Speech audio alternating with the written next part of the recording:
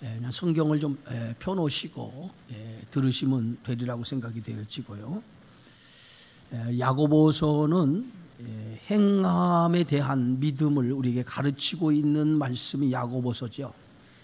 행함이 없는 믿음은 그 자체가 죽은 것이다 라고 말하면서 우리의 신앙의 삶을 구체적으로 삶의 현장에서 어떻게 적용해야 되는지, 어떻게 세상에서 믿음의 삶을 살아가야 되는지 그것을 잘 깨우쳐주고 가르쳐 주시는 말씀이 야고보서예요.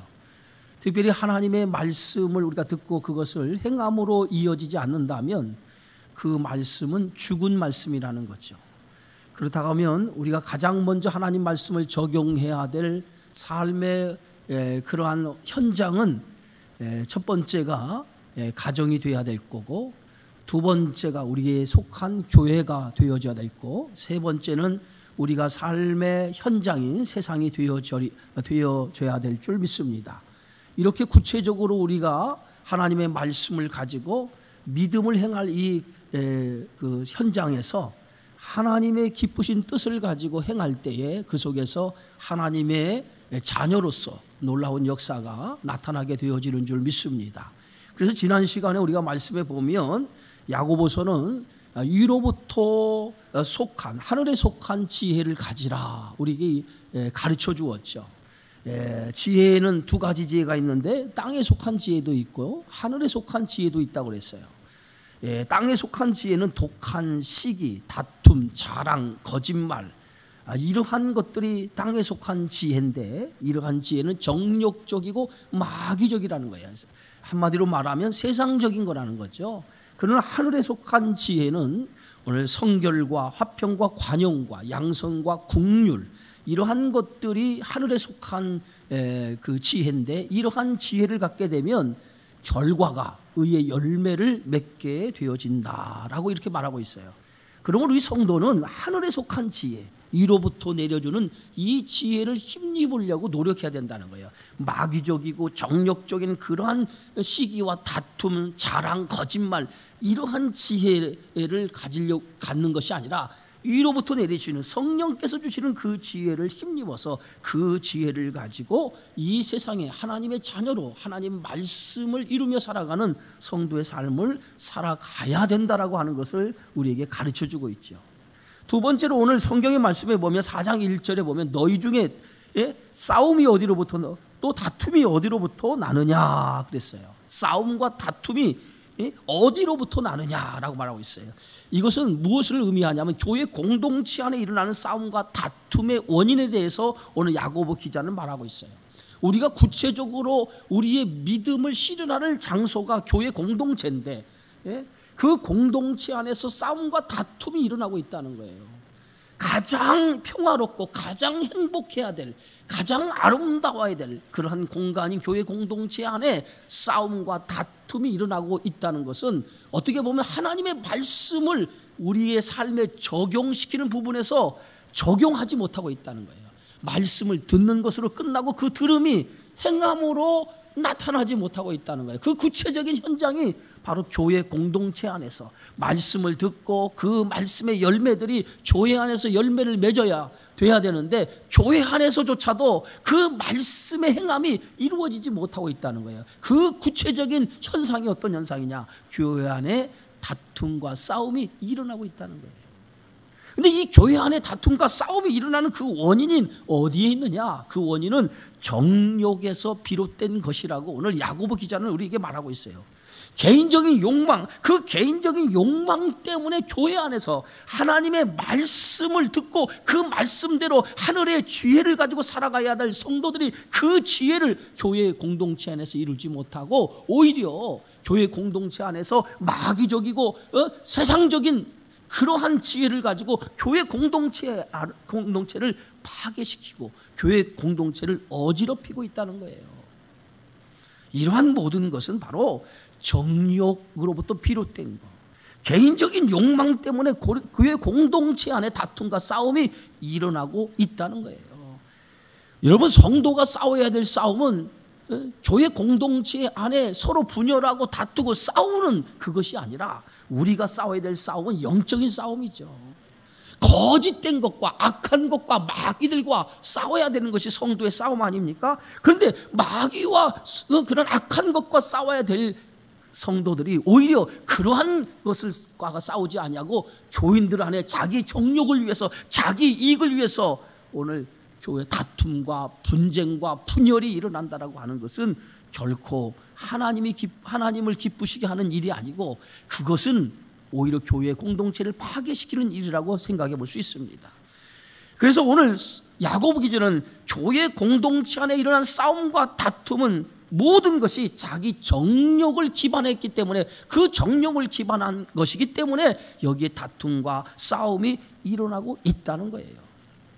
그러면서 오늘 우리 교회 공동체 안에 모든 성도들은 하나님의 말씀이 이 교회 공동체 안에 흘러갈 수 있도록, 하나님의 말씀이 행함으로 나타날 수 있도록 그런 일에 힘써야 된다. 그러기 위해서는 먼저 우리 성도들이 희생과 헌신이 있어야 된다. 말씀대로 살려고 하는, 말씀대로 살아가려고 하는 노력, 말씀대로 살려고 하는 그런 희생과 헌신이 있을 때에 그 교회 공동체 안이 더 화목하고, 그리고 교회 공동체를 통해서 하나님의 뜻을 이루어갈 수 있다는 거예요. 그래서 우리의 욕심, 우리의 정욕, 이러한 것들을 오늘 교회 공동체를 이끌어가는 모든 성도들은 내 안에 있는 정욕과 내 안에 있는 욕심을 다 내려놔야 돼요.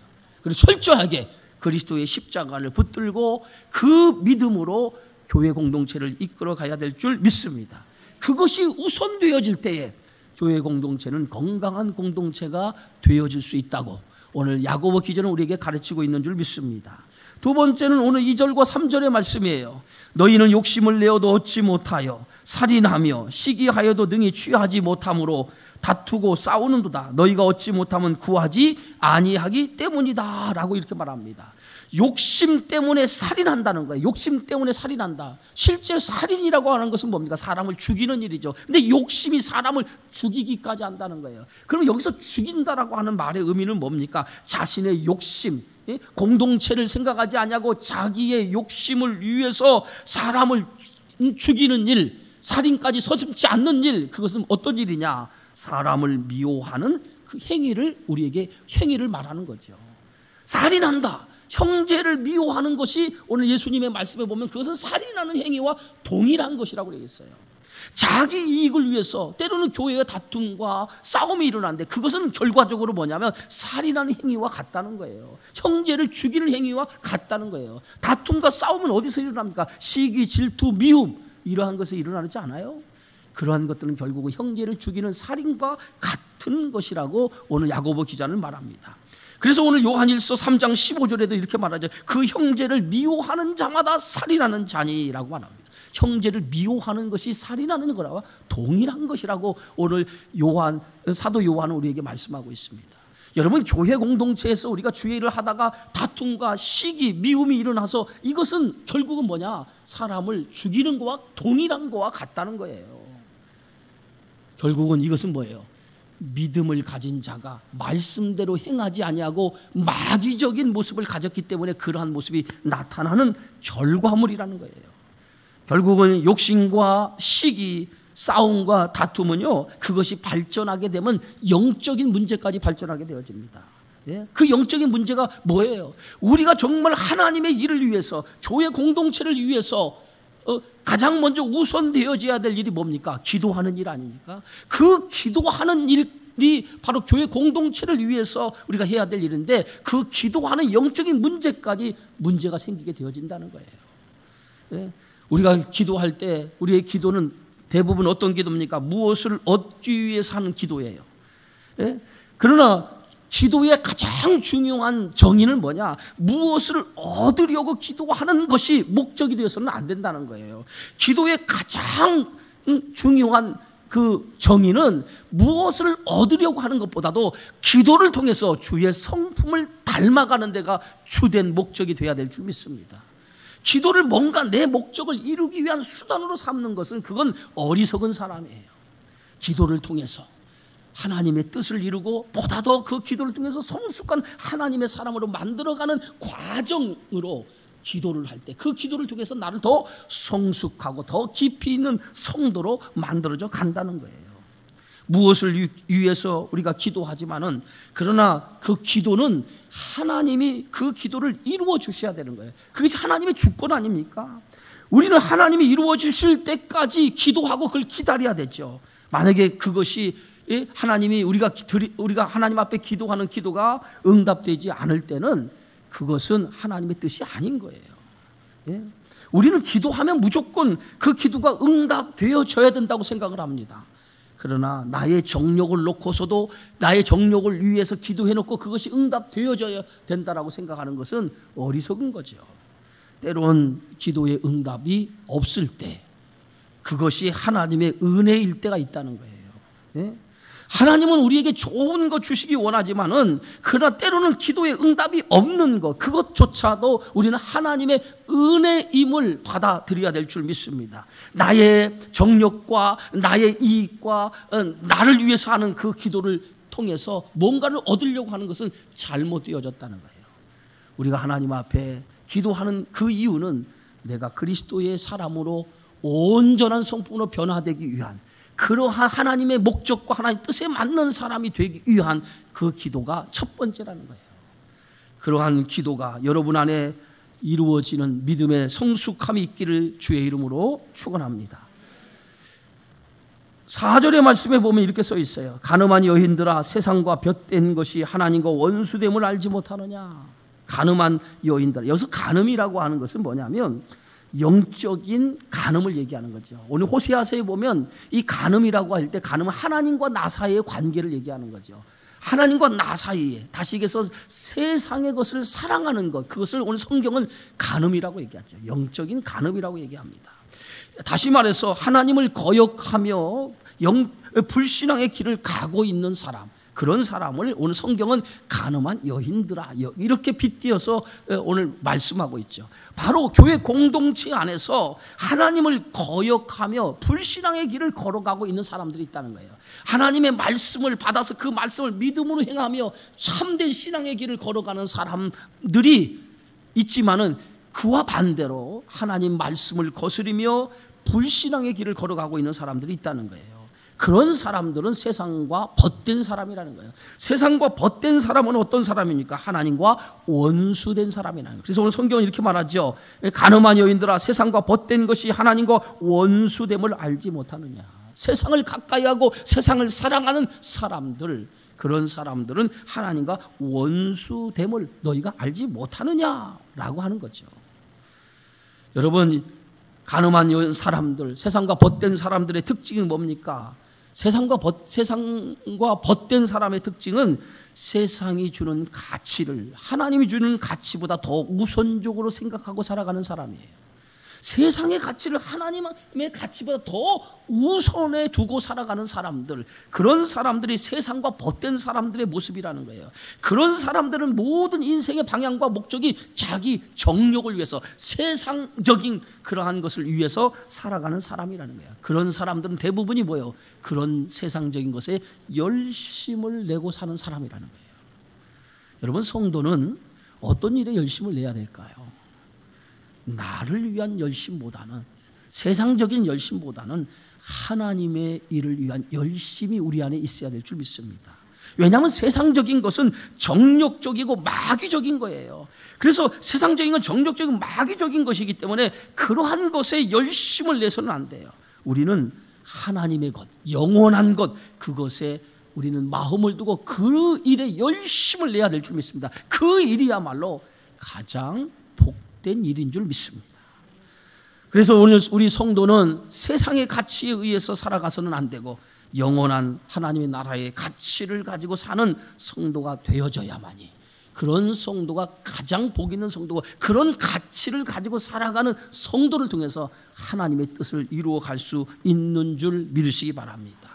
그래서 오늘 야고보 기자는 우리 안에 지금 이런 세상과 벗된 마음이 있냐 이 말이에요. 세상의 것, 그것을 위해서 살아가는 마음이 있냐 이 말이에요. 그것을 가지고 살아가는 자는 스스로, 오늘 성경 말씀 보니까 하나님과 원수가 되는 것이라고 그랬어요. 하나님과 원수되는 삶을 살아가지 않기를 바랍니다. 늘 하나님의 뜻을 위해서 인생의 방향과 목적을 그 안에 두고 살아가는 성숙한 성도가 되어지기를 주의 이름으로 축원합니다. 자, 5절 말씀 보니까 우리 함께 읽습니다. 너희는 하나님이 우리 속에 거하게 하신 성령이 시기하기까지 사모한다 하신 말씀을 헛된 줄로 생각하느냐. 여러분, 세상과 벗이 되고자 하는 자는 하나님과 원수가 된다고 그랬어요. 결국은 뭐예요? 이 말이 뭡니까? 세상을 사랑하는 것은 결국 하나님을 질투케 한다는 거예요. 하나님을 질투케 한다는 거예요. 여러분, 여기서 성령이 시기하기까지라고 하는 것은 하나님의 질투를 얘기하는 거죠. 성령이 시기한다? 하나님의 질투를 얘기하는 거죠. 여러분, 질투라고 하는 것은 왜 생깁니까? 질투가 왜 생겨요? 질투가 생기는 이유 중에 하나가 뭐냐? 사랑하기 때문에 질투가 생기는 거예요. 만약에 사랑하지 않으면 질투가 생길 일이 없죠. 사랑하기 때문에, 그만큼 사랑하기 때문에 사랑한 것만큼 질투가 생기는 거예요. 세상과 벗이 되고자 하는 성도를 향해서 성령이 시기한다라고 하는 것은 그만큼 세상을 살아가는 성도를 보고 하나님이 질투하신다는 거예요. 하나님이 질투하시기 때문에 세상과 벗이 되고자 하는 마음을 버리라는 거예요.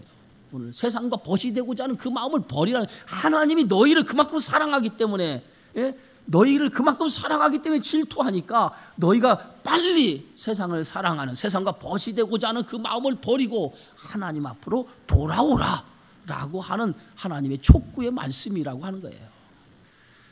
그래서 오늘 6절에 이렇게 말합니다. 그러나 더욱 큰 은혜를 주시나니 그랬어요.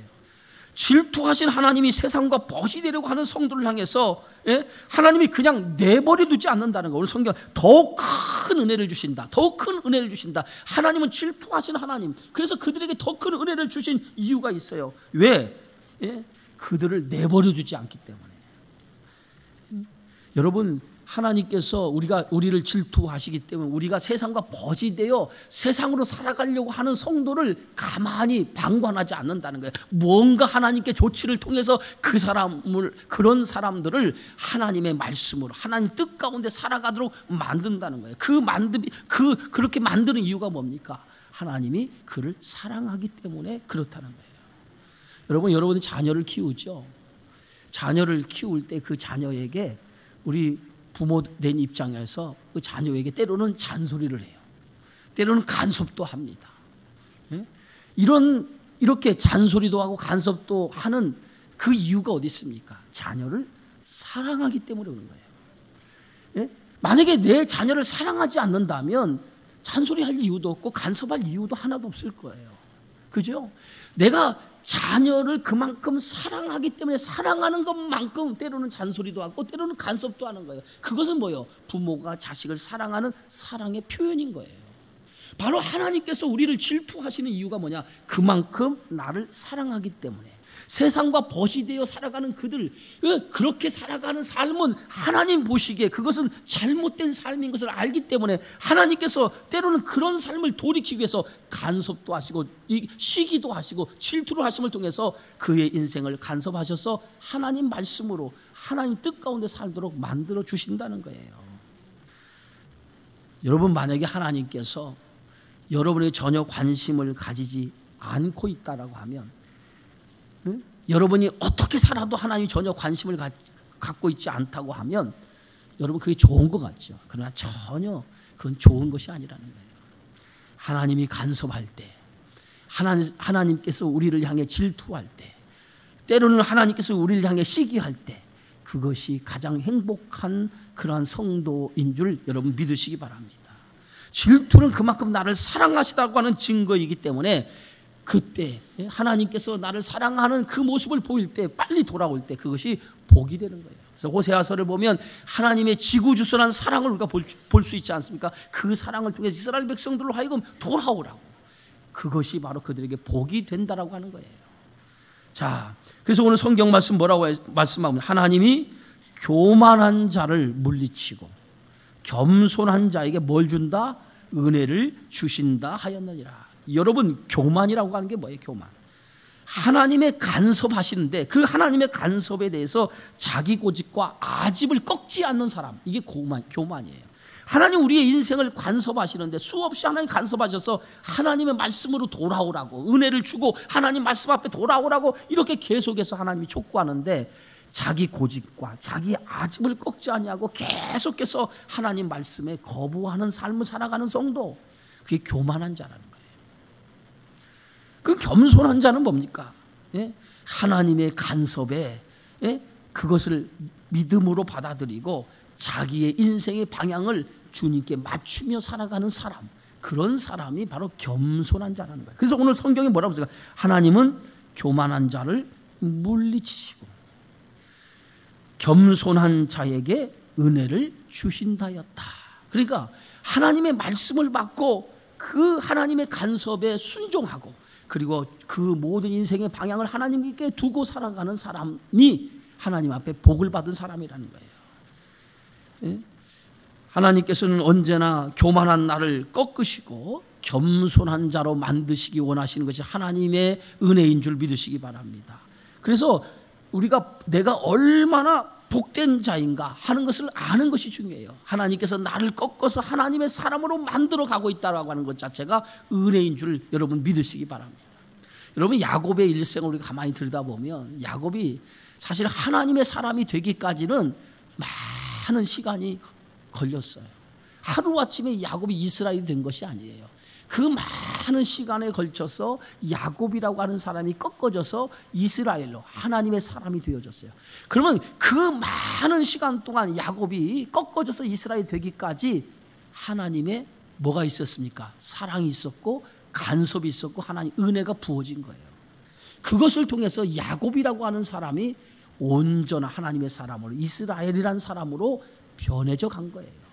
이처럼 하나님이 우리를 만드시는 그 과정 속에서, 그 만드시는 과정 속에서 우리가 하나님의 사람으로 쓰여진다라고 하는 것은 놀라운 하나님의 축복인 줄 믿습니다. 오늘 야고보서는 바로 하나님 말씀 앞에 그런 자가 되기 위해 힘쓰라고 하는 것을 우리에게 가르쳐주고 있어요.